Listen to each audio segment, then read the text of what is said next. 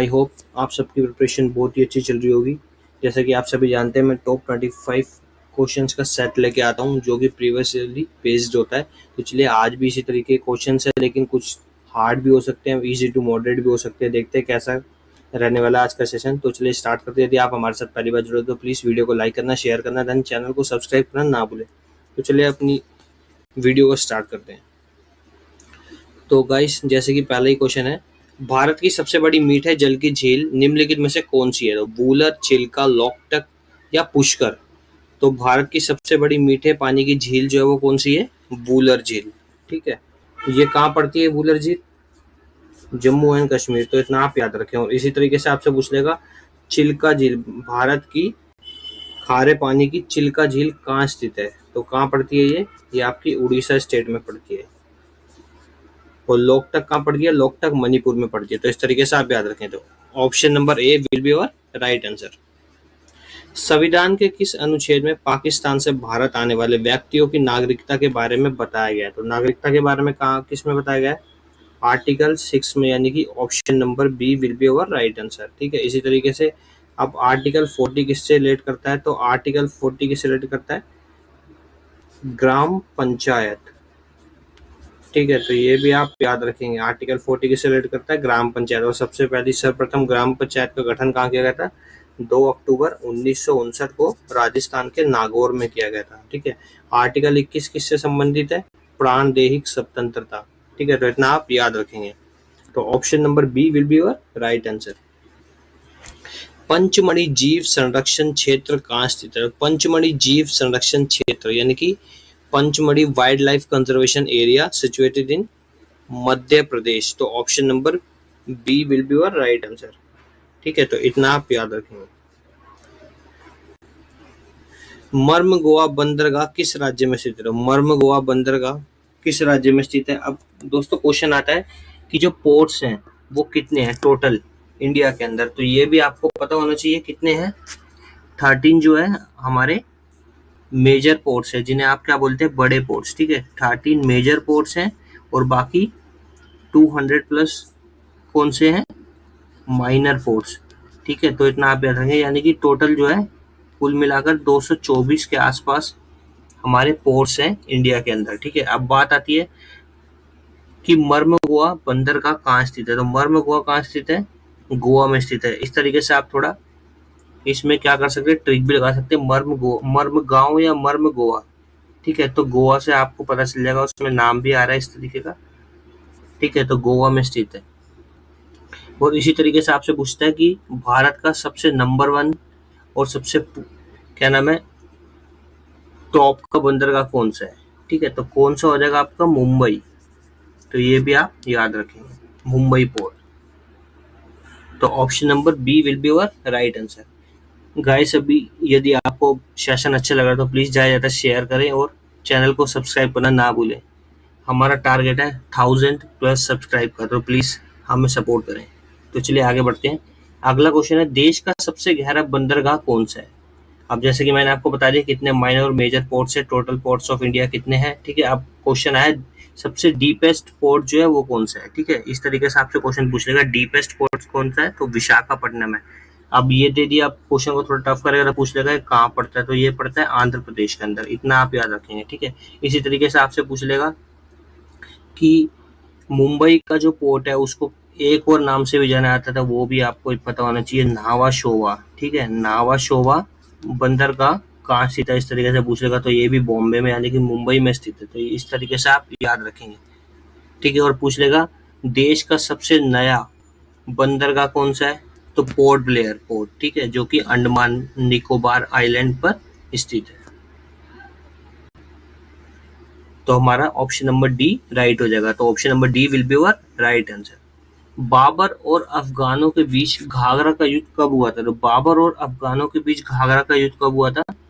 1529 में। दोस्तों, यही एक वॉर ऐसा है जो कि जल और थल दोनों पे लड़ा गया था। ठीक है, इतना आप याद रखेंगे। आपसे ऐसे ही पूछ सकता है कि क्या नाम है, कौन सा ऐसा युद्ध था जो बाबर द्वारा लड़ा गया था जल और थल पे? तो कौन सा था? घाघरा का युद्ध। इसी तरीके से आप याद रखें 1526 में कौन सा हुआ था? पानीपत का फर्स्ट वर्ल्ड वॉर हुआ था। ठीक है, पानीपत का प्रथम विश्व युद्ध या प्रथम युद्ध बोल सकते हैं आप। 1527 में खानवा का युद्ध हुआ था, 28 में चंदेरी का युद्ध हुआ था, ठीक है, और 29 में आपको बताई दिया क्वेश्चन के अकॉर्डिंग, और 30 में बाबर की क्या हो जाती है, डेथ हो जाती है। तो इतना आप याद रखेंगे।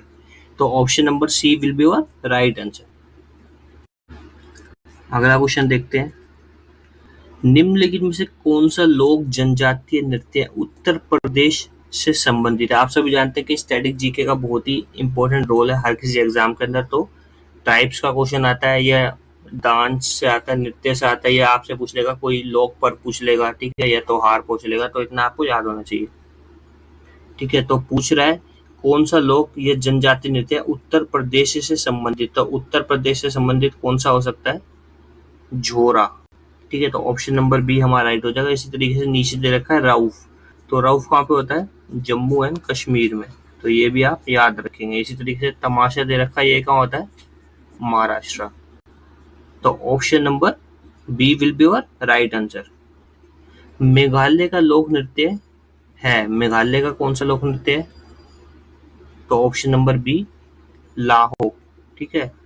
इसको आप बोल सकते हैं लाहो या लो, ठीक है। तो इसी तरीके से आप याद रखेंगे। तो option number B will be your right answer.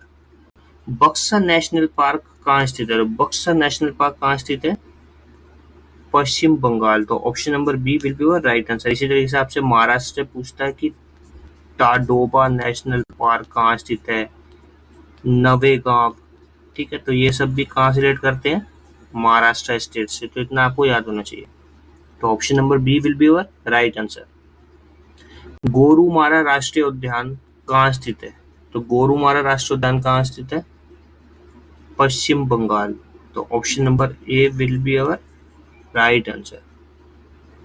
अब इसी तरीके से आपसे वेस्ट बंगाल के नृत्य पूछ लेता है। तो ये भी आपको याद होने चाहिए कौन कौन से होते हैं। कीर्तन होता है, ठीक है, गंभीरा, इस तरीके से आपसे पूछ लेता है जो वेस्ट बंगाल के फेमस नृत्य हैं। तो ये आपको याद होने चाहिए। उत्सव भी पूछ लेता है, नृत्य भी।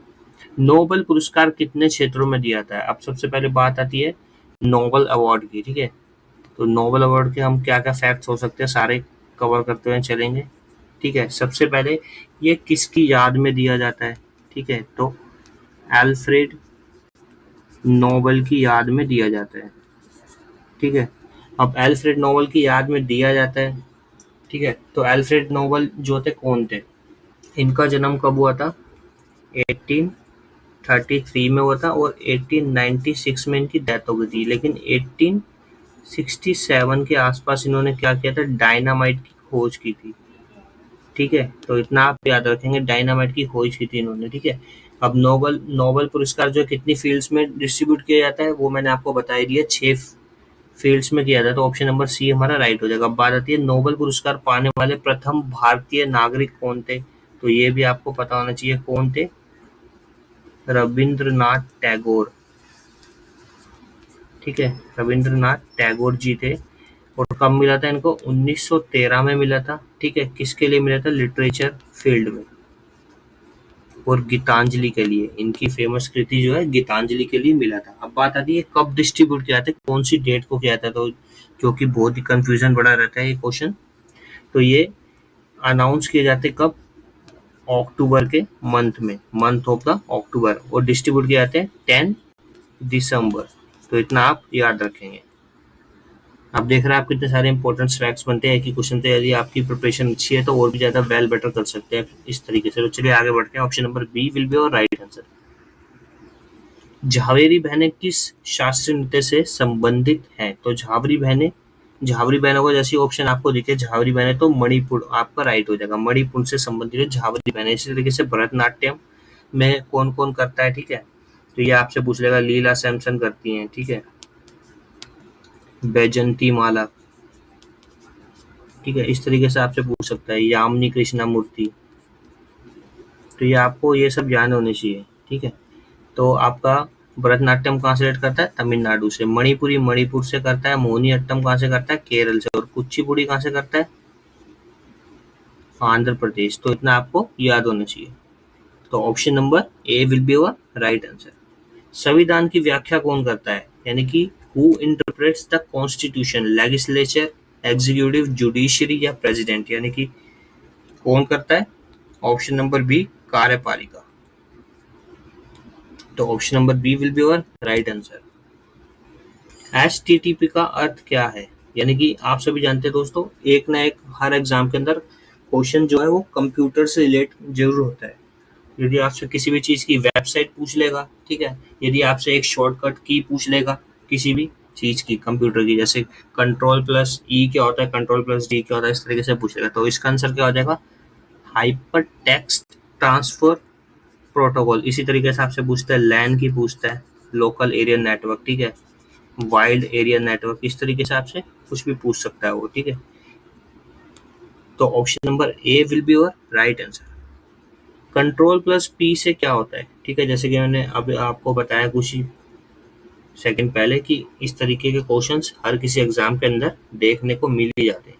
तो Ctrl+P का हम यूज बेसिकली किस लिए करते हैं? प्रिंट के लिए करते हैं। तो ऑप्शन नंबर बी हमारा यहाँ राइट हो जाएगा। तो option number B will be your right answer. Delhi dash नदी के तट पर स्थित, दिल्ली किस नदी के तट पर स्थित है? आप सभी जानते होंगे, यमुना नदी के तट पर। अब क्वेश्चन पूछते हैं यमुना नदी के तट पर बसे शहर कौन कौन से हैं जो मुख्यतः पूछे जाते हैं, तो कौन कौन से होते हैं? मथुरा, आगरा और दिल्ली। तो ये आप सभी को याद होनी चाहिए, ठीक है। तो option number C will be your right answer.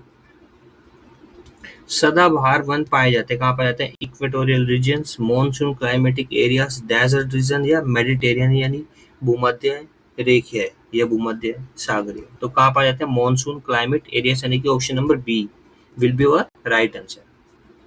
Netball की प्रत्येक टीम में खिलाड़ियों की संख्या कितनी? नेटबॉल की टीम में खिलाड़ियों की संख्या कितनी होती है? 7 होती है। इसी तरीके से आपसे क्वेश्चन जो है स्पोर्ट्स से आजकल बहुत ही क्वेश्चंस आ रहे हैं। अब जैसे कि आप सब जानते हैं, अभी रिसेंटली IPL खत्म हुआ है, तो उससे रिलेट करके आपसे क्वेश्चन पूछ लेगा कि 2024 में IPL विजेता टीम कौन सी रही है, सेकंड रनर अप टीम कौन सी रही है, और ऑरेंज कैप, पर्पल कैप किसके पास है। तो इस तरीके से आपसे कुछ भी क्वेश्चंस पूछ सकता है कि लास्ट जो मैच, फाइनल मैच हुआ, कौन से स्टेडियम में खेला गया, और फर्स्ट मैच कौन से स्टेडियम में खेला गया था। तो ये सब आपको याद होना चाहिए। अब इस तरीके से आपसे पूछ लेगा 11 प्लेयर्स किस में होते हैं, ठीक है, तो फुटबॉल में होते हैं, क्रिकेट में होते हैं, इस तरीके से आप याद रखें। आपसे पूछ लेगा स्पेन का नेशनल गेम कौन सी है, ठीक है, स्कॉटलैंड की कौन सी है, ठीक है, तो स्कॉटलैंड की रग्बी, स्पेन की बुल फाइटिंग, इस तरीके से आपसे पूछ लेगा कुछ भी। तो ये आपको सब कुछ याद होना चाहिए। तो option number D will be your right answer. Maharashtra में स्थित अहमदनगर का नया नाम क्या है? तो अहमदनगर का नया नाम क्या पड़ गया है?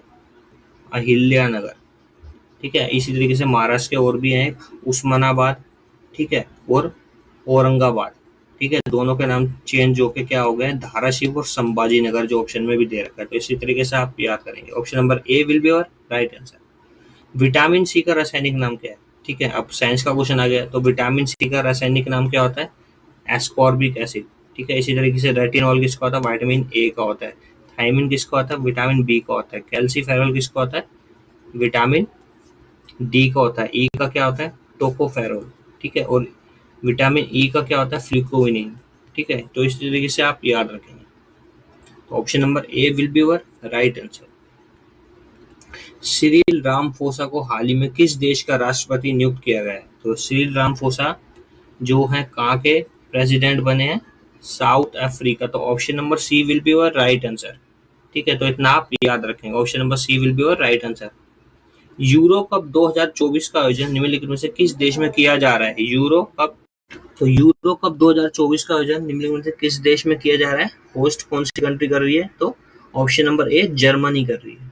इसी तरीके से आपसे पूछ लेगा, अभी हाल ही में G7 चल रहा है, ठीक है, तो G7 2024 होस्टिंग कंट्री इटली है, और G7 2023 कंट्री पूछ लेगा। प्रीवियस ईयर भी पूछ सकता है कभी कभार, कि ज्यादा मतलब रिसेंटली चीज नहीं पूछता, क्योंकि बच्चे आजकल याद रखते हैं। तो 2023 की कहाँ पे हुई थी होस्टिंग? जापान। तो ये भी आप याद रखें। हाल ही में कौन सा देश नाइट्रस ऑक्साइड का विश्व का दूसरा सबसे बड़ा उत्सर्जक बन गया है? तो कौन बन गया? अपना देश भारत बन गया। तो option number B will be your right answer. इसी के साथ दोस्तों हमारा सेशन खत्म होता है। यदि आपको सेशन अच्छा लगा तो प्लीज ज्यादा शेयर करें, देन चैनल को सब्सक्राइब करना ना भूलें। Thanks for watching my session.